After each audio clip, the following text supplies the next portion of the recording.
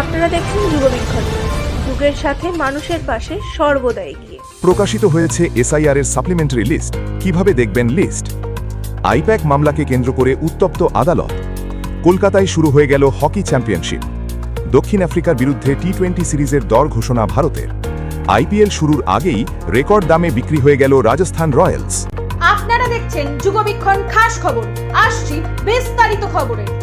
সোমবার মধ্যরাতে প্রকাশিত হয়েছে এসআইআর এর সাপ্লিমেন্টারি লিস্ট। প্রায় 60 লক্ষ ভোটার এই বিবেচনাধীন তালিকায় ছিল। 60 লক্ষ নামের মধ্যে থেকে এখনো পর্যন্ত 29 লক্ষ নামের নিষ্পত্তি হয়েছে। কমিশনের প্রকাশ করা এই লিস্টে মোট 29 লক্ষ ভোটারের তালিকা প্রকাশ করা হয়েছে, কিন্তু ঠিক কত লক্ষ ভোটারের নাম বাদ গিয়েছে বা যুক্ত হয়েছে তা এখনো পর্যন্ত স্পষ্ট নয়। জাতীয় নির্বাচন কমিশনের অফিসিয়াল ওয়েবসাইটে গতকাল প্রকাশ করা হয়েছে সাপ্লিমেন্টারি লিস্ট। ছবিতে দেওয়া ওয়েবসাইটের মাধ্যমে দেখা যাবে সাপ্লিমেন্টারি লিস্ট। মঙ্গলবার সুপ্রিম কোর্টে আইপ্যাক মামলার শুনানি চলাকালীন বাকবিতণ্ডায় উত্তপ্ত পরিস্থিতির সৃষ্টি হয় আদালত কক্ষে।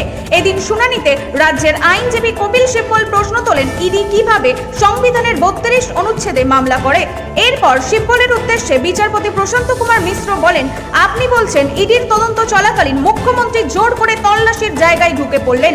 এরপর তার বিরুদ্ধে অভিযোগ নিয়ে মুখ্যমন্ত্রীর নেতৃত্বাধীন রাজ্য প্রশাসনের দ্বারস্থ হতে হবে আর তারা বিচারের আশা করবেন। এটা ফ্যাক্ট যে মুখ্যমন্ত্রী জোর করে তল্লাশির জায়গায় ঢুকেছেন। বিচারপতির কথা শেষ হতেই এটা ফ্যাক্ট নয় বলে জানান সিব্বল। তিনি আরো বলেন, আপনি ধরেই নিচ্ছেন যে মুখ্যমন্ত্রী অপরাধ করেছেন। বিচারপতি মিশ্র বলেন, আমরা কিছুই ধরে নিচ্ছি না, আমাদের ভুল বুঝবেন না। কোনো না কোনো ফ্যাক্টরের উপর ভিত্তি করেই যে কোনো অভিযোগ করা হয়। যদি এক্ষেত্রে কোনো ফ্যাক্ট না থাকে তাহলে এক্ষেত্রে তদন্তের প্রয়োজন নেই। তারা সিবিআই তদন্ত চাইছেন। সল্টলেকের সাই হকি গ্রাউন্ডে মঙ্গলবার থেকে শুরু হয়ে গেল 47তম সর্বভারতীয় মেজর পোর্ট হকি চ্যাম্পিয়নশিপ। এই চ্যাম্পিয়নশিপ চলবে আগামী 27 মার্চ পর্যন্ত। চ্যাম্পিয়নশিপের এই লড়াইয়ে নামছে দেশের সেরা 6টি বন্দর। এগুলি হলো কলকাতা থেকে শ্যামাপ্রসাদ মুখোপাধ্যায় বন্দর, Mumbai port authority, Paradip port authority, Chennai port authority, VO Chidambaranar port, Visakhapatnam port authority. Hockey প্রেমীদের কাছে কলকাতায় এই চ্যাম্পিয়নশিপ বিশেষ আকর্ষণ হতে চলেছে। যুগবীক্ষণ বিনোদনে বাংলা, সবাই দেখুন, আমরা দেখছি, আপনারাও দেখুন। দক্ষিণ আফ্রিকার বিরুদ্ধে টি-20 সিরিজের দল ঘোষণা হয়ে গেল ভারতীয় মহিলা ক্রিকেট দলের। 15 জনকে নিয়ে ঘোষিত হয়ে গেল দল।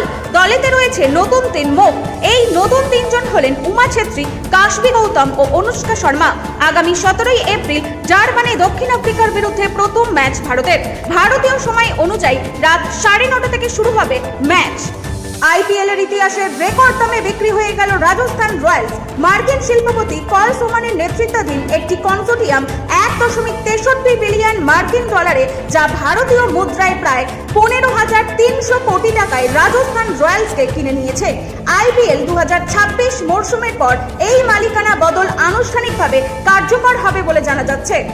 রাজনীতি থেকে ক্রীড়াঙ্গন, শিক্ষা সংস্কৃতি থেকে বিনোদন, সব খবরে প্রথম থেকেই প্রথমে যুগবীক্ষণ। দেখুন, পড়ুন এবং এগিয়ে চলুন যুগের সাথে।